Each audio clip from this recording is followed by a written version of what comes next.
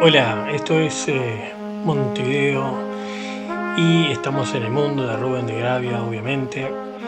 Y vamos a conversar un poquito sobre el título de este nuevo video que es Sin novedad en el frente. Por supuesto, podríamos hablar del frente ruso-ucraniano, que está bastante quieto, o eso parece, y hace 6 meses que los muchachos están meta y meta a darle, y parece que no termina. Bueno, esta foto es una foto del campo de Verdun. En este lugar, en Francia, murieron un millón más o menos de soldados durante la Primera Guerra Mundial.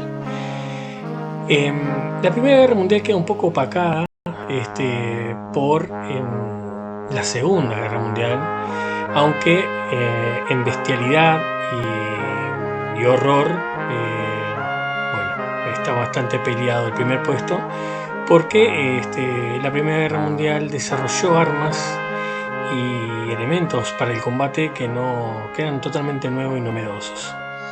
Fue una guerra bestial, fue un verdadero expolio de recursos humanos.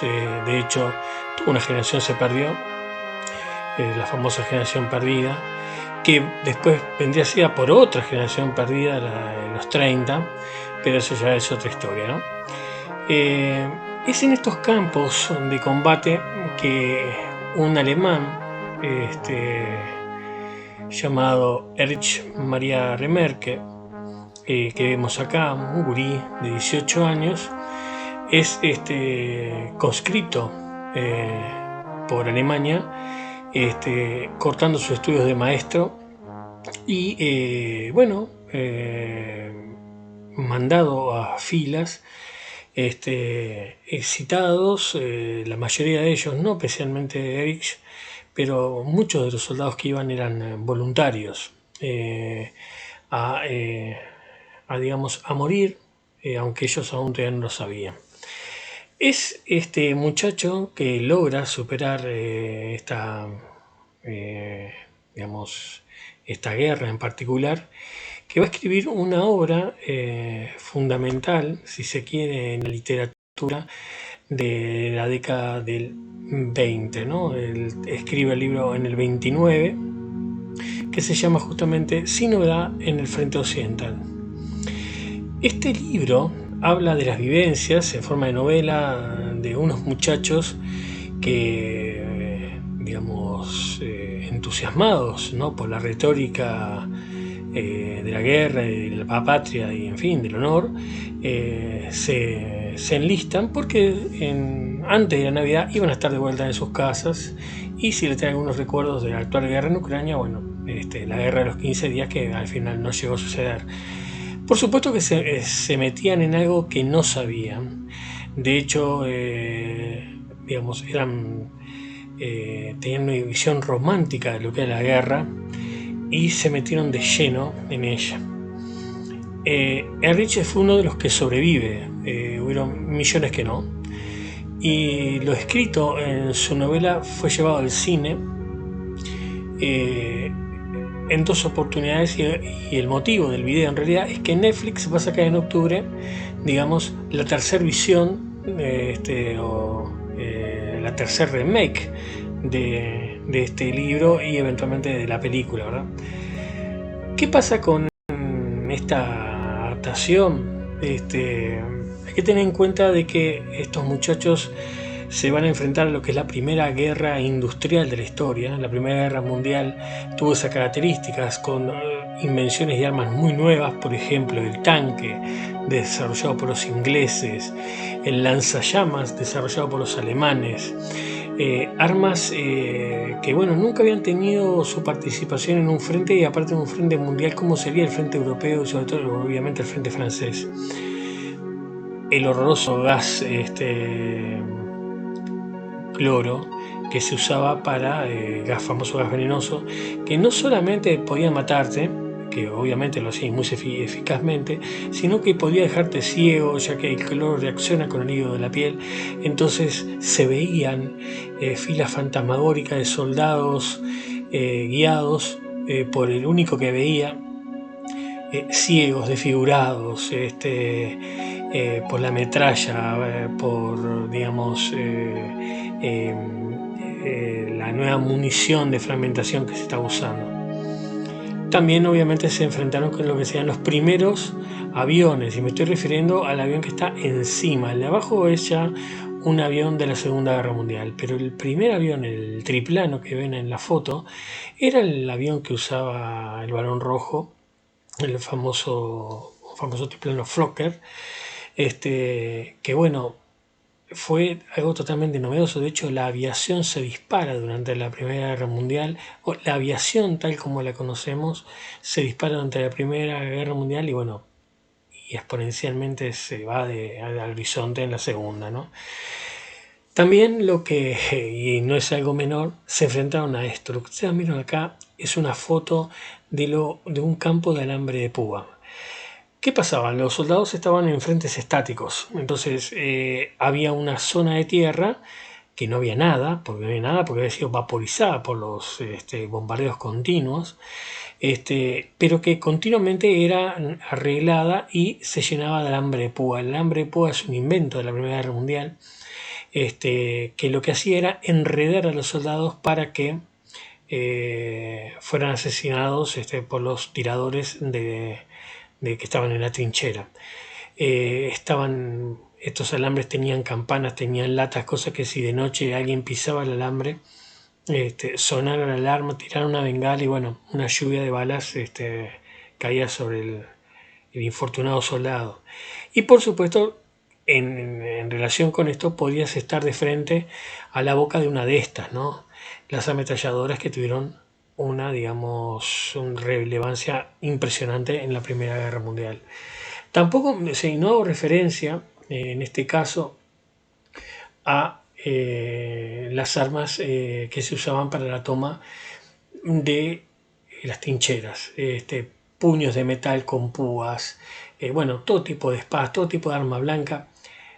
Se trataba de no usar armas de fuego para no hacer ruido, entonces usaban mazos como si fueran medievales, armas horrorosas, garrotes con pinchos, ¿no? Eso era lo que usaban los soldados para tomar la trinchera del enemigo. Y no estamos hablando y no estamos haciendo referencia ni al barro, a las ratas, al hambre, al bombardeo constante. Es en esta guerra que se describe por primera vez lo que sería el estrés postraumático, se le llamaría shell shock. Es el momento en que tu sistema nervioso está sobrecargado, tan intensamente en tensión que se rompe y la persona enloquece. Por ejemplo, se veían personas soldados, que cuando sentían un pito, que era el pito que usaban los oficiales para dar la señal para atacar de trinchera a trinchera, y morían miles de soldados por el fuego enemigo, por el asunto de los cañones, los obuses, porque eran estáticos, no había nada que los guareciera, era peor que estar en una playa de desembarco. Si vieron las imágenes de las playas, rescataron al soldado Ryan, que bueno, las ametralladoras estaban en altura, y bueno, estaban a ras del piso, pero no había nada que te pudiera cubrir. Entonces que esos soldados se tiraban adentro de los pozos de los obuses, pero el hecho de que dos bombas no caen en el mismo lugar, eso no es cierto, te podía caer otra granada encima. Había minas de todo tipo, también una invención de la Primera Guerra Mundial.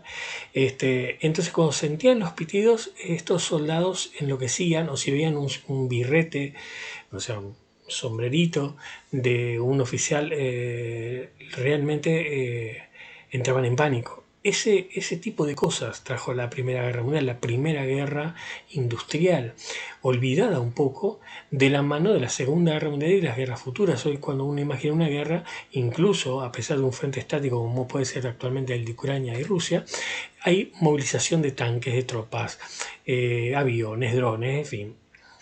No se pelea estáticamente quieto mirando al otro 400 metros. Algo parecido o medianamente parecido a lo que pasó en la Primera Guerra Mundial se puede ver en lo que fue el frente de Stalingrado, donde los francotiradores hacían destrozos. Bueno, en la Primera Guerra Mundial el uso de francotiradores fue algo que se usó muchísimo.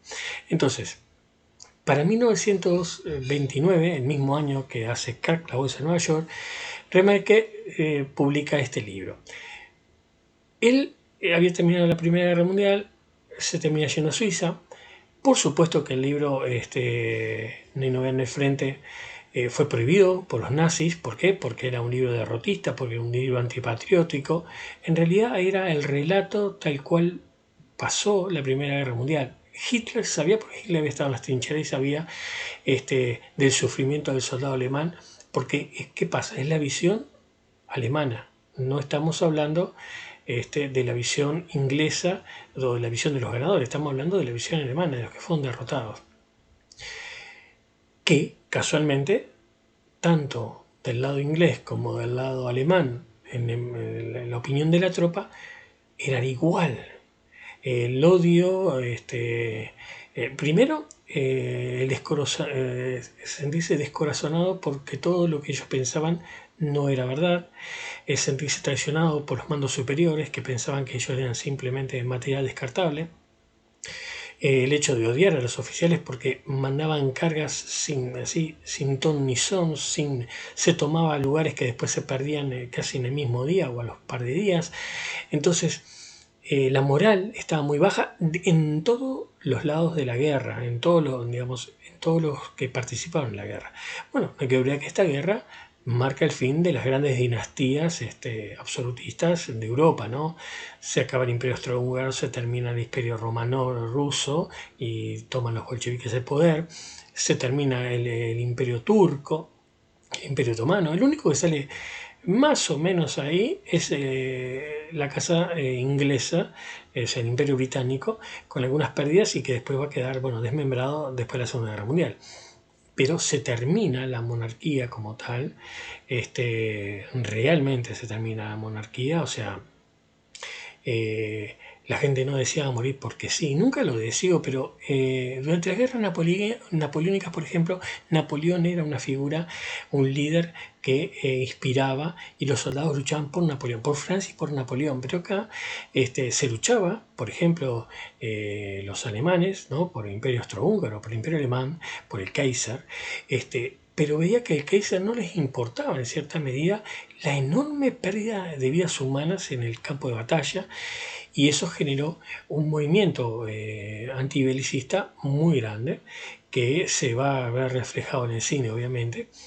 Aunque a pesar del poderío de este movimiento no funcionó del todo, porque la Segunda Guerra Mundial estallaría con mucho más impacto que la primera. Es una contradicción, porque realmente hay 20 años entre la Primera Guerra Mundial y la Segunda, o sea, todos los sobrevivientes de la Primera Guerra Mundial, la gran mayoría estaban vivos.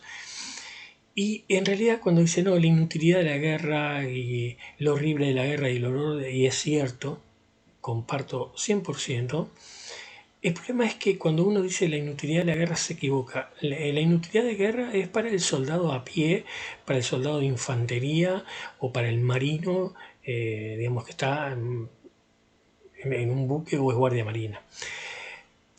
Incluso para los oficiales de grado medio que están contigo ahí. Ahora, para los mandos superiores, para los que mandan, la guerra, como decía Talleyrand, el ministro de la guerra de Napoleón, es la extensión de la política bajo otros medios, o de la diplomacia bajo otros medios. Entonces, siempre tiene una finalidad, siempre tiene un porqué, que sea tu comprensión.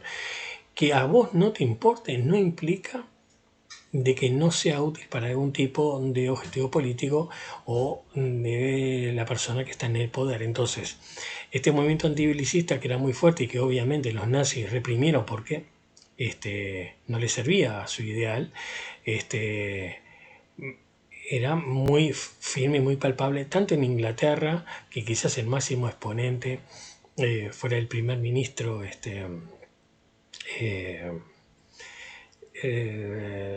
primer ministro inglés que, muere, o sea, que después lo sucede Churchill, ya se me va el nombre ahora de este hombre, no importa, lo buscan ahí en Google, que parecía que el tipo era muy pacifista, él no quería que se repitiera lo de la Primera Guerra Mundial, hizo todo lo posible para evitarlo, pero sin lograrlo, porque, no tomó en cuenta el grado de locura que tenía Hitler o el grado de locura que tenía Mussolini, bueno, ni hablar del grado de locura que tenía Stalin, pero bueno, no podía, no le entraba en la cabeza que quisieran repetir de vuelta en todo lo que había pasado en la Primera Guerra Mundial, que digamos, todos los dirigentes eran hombres vivos, ¿no?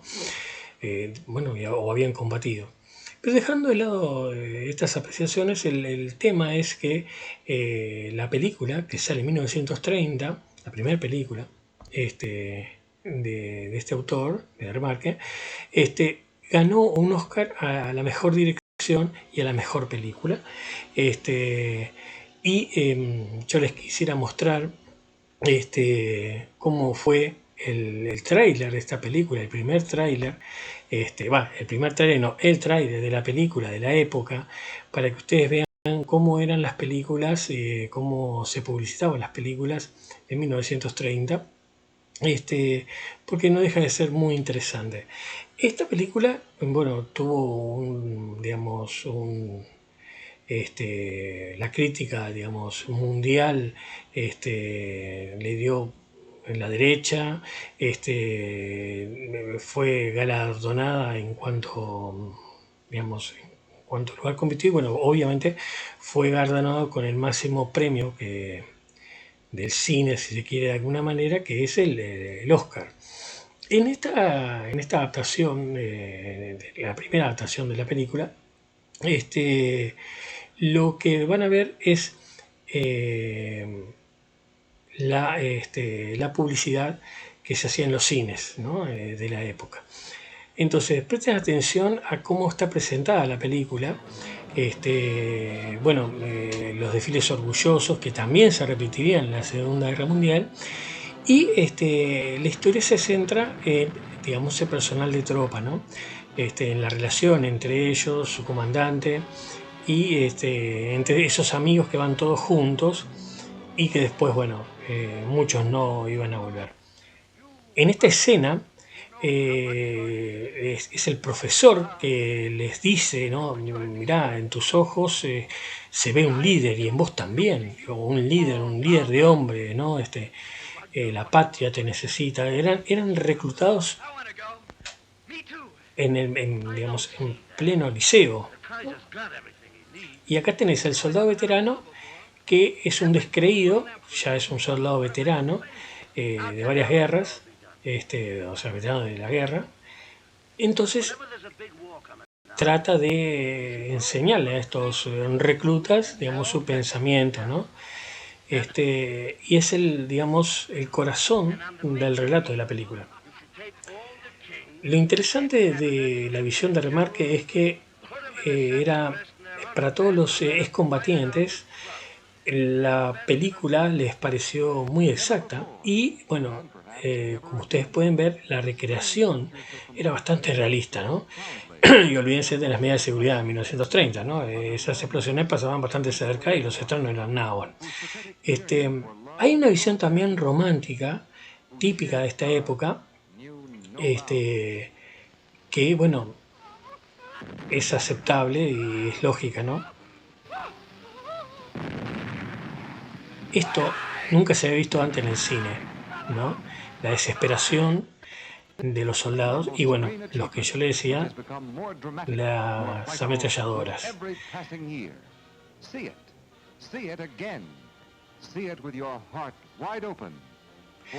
Entonces, esta escena, estas imágenes mostradas al gran público, ¿no? Tanto en Estados Unidos como en Gran Bretaña, en Francia, en fin, en todas partes que fue, mostraba la realidad de lo que era la guerra, que nunca antes se había visto con este salvajismo, y la novela de Remarque, digamos, es igual de dura, a pesar de que su forma de escribir es bastante franca y bastante simple, no es muy técnica o que tenga muchos firuletes, una forma de escribir de un soldado que tenía sus estudios, pero tampoco era un gran escritor como podría ser Hemingway.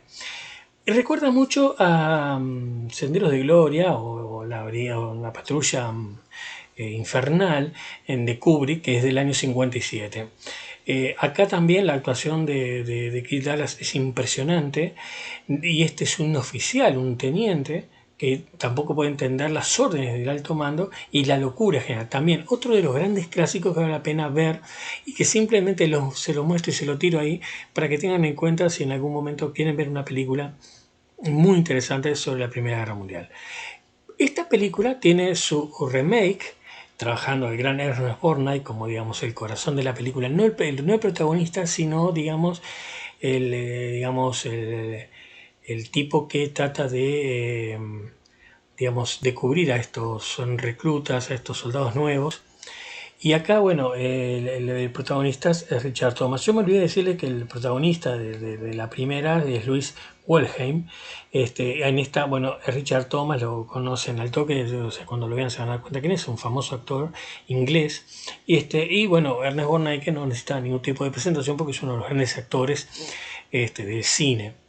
En esta película, que les voy a mostrar ahora a continuación, su tráiler, que van a ver que es bastante distinto al al del año 29, por supuesto, ¿no?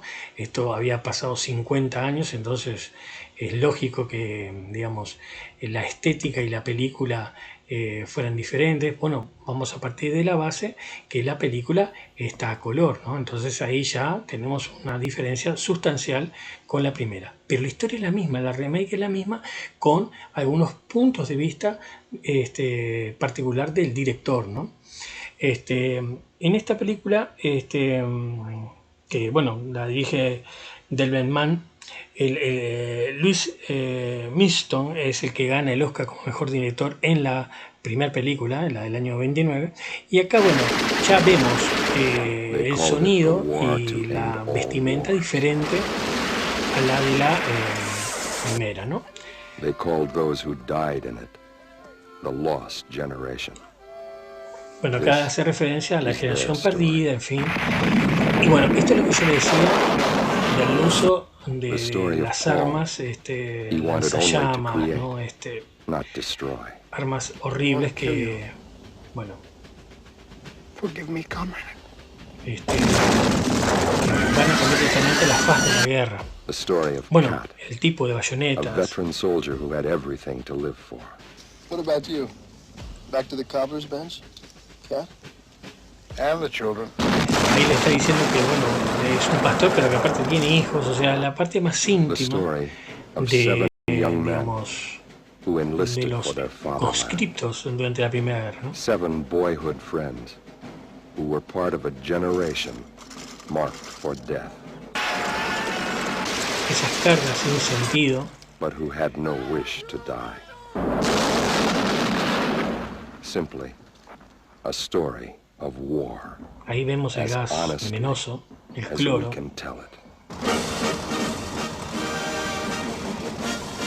La remake tuvo incluso el premio a mejor película para televisión. Ustedes me van a decir, bastante menos que la primera. Sí, bueno, pero ya digamos, para esta época Hollywood había cambiado también. Entonces ya la guerra de Vietnam había terminado, entonces había mucho interés, pero la película es impresionante. Richard Thomas, Ernest Borgnine, Donald Pleasence, Ian Holm. El elenco es impresionante. Tiene escenas realmente increíbles.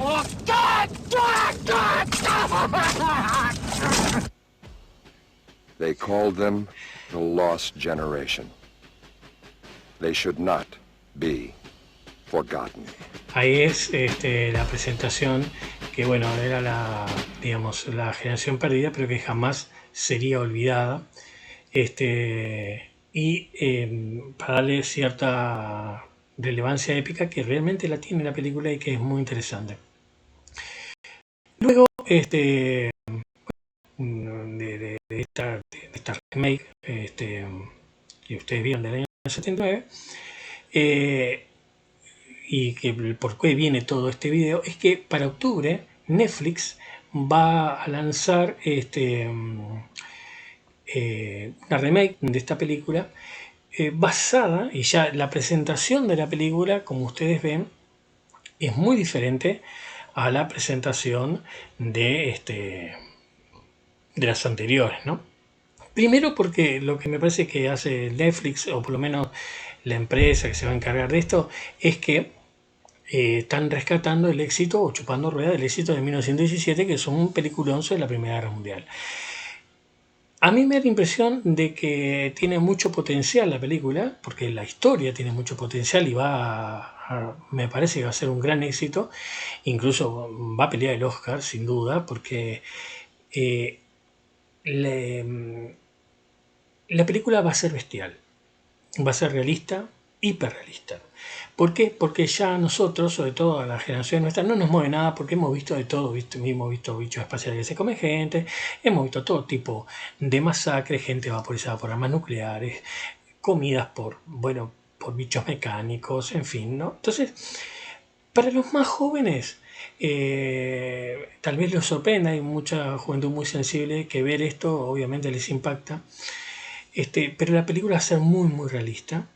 Da la impresión, por lo que se ve, que han consultado a historiadores y bueno, la vestimenta, el vestuario, el armamento, todo ha sido muy muy pulido, como ya Hollywood ha venido desde Rescatando al Soldado Ryan, buscando, digamos, la mayor precisión histórica posible.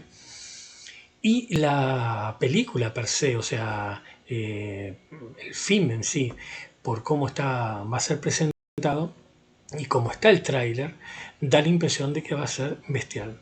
Entonces se los voy a mostrar para que tengan una idea de lo que va a ser esta película, y que sin duda va a valer la pena verla, porque tiene toda la impresión de que va a estar espectacular.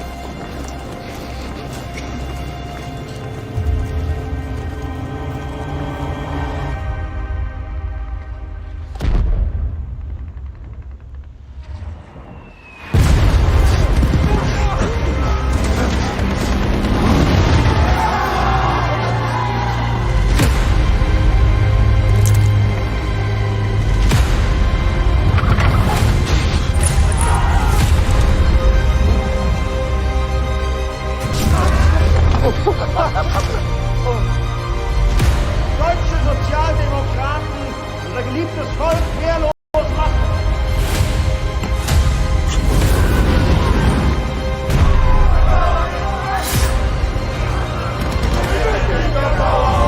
Wir bleiben zusammen, ja, Paul?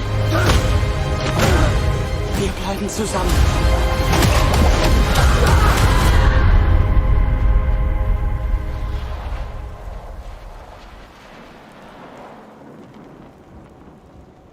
Ich habe Angst vor dem, was kommt.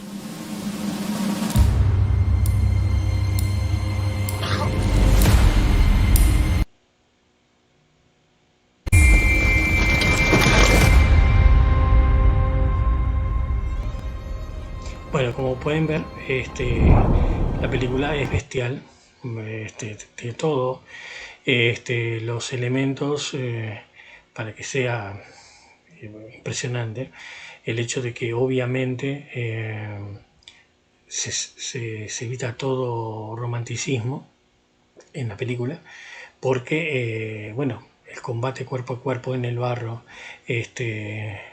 la juventud totalmente evaporada, toda la inocencia, porque muchos de ellos iban con una visión romántica de la guerra, todos todo eso evaporado totalmente en la vorágine de la guerra. Y lo que más le sorprendía a Remarque era que las personas no habían aprendido nada. Las personas habían aprendido mucho, lo que no habían aprendido nada eran los que ostentaban el poder y cómo se da, se repite la historia 20 años después. Es una advertencia realmente muy fuerte a aquellos que tienen el poder. El problema es que aquellos que tienen el poder y tienen los medios, vale solamente la pena ver algo de historia, si tienen la posibilidad o si va a tener una ganancia o si los va a beneficiar de alguna manera, van a hacer uso de ellos. Por eso es que después de la Segunda Guerra Mundial, después de la Primera se crea la Liga de las Naciones, que no funciona como debería funcionar, y después se crea la ONU, que bueno, que muchos podrían discutir si funciona o no, pero por lo menos es alguna forma de contralor. Parece ser que no funciona del todo bien, dado de cómo se desarrollan las cosas en Ucrania y en algunas partes del mundo, pero bueno, es lo que se tiene. Bueno, me despido con esta imagen de la película No hay novedad en el frente del año 29, que tiene una fotografía espectacular, escenas realmente impresionantes, como la del soldado que ve una mariposa en medio de la tierra de nadie, ¿no? Como simplemente un atisbo de pequeña esperanza en lo que era, sin duda, una antesala del Averno, del infierno, para todos aquellos que combatieron en esa infame guerra. Bueno, nos estamos viendo, yo soy Rubén de Gravia, ya saben, se suscriben al canal, comentan, preguntan, en fin, hacen lo que quieren y nos estaremos viendo a la brevedad. Un abrazo grande.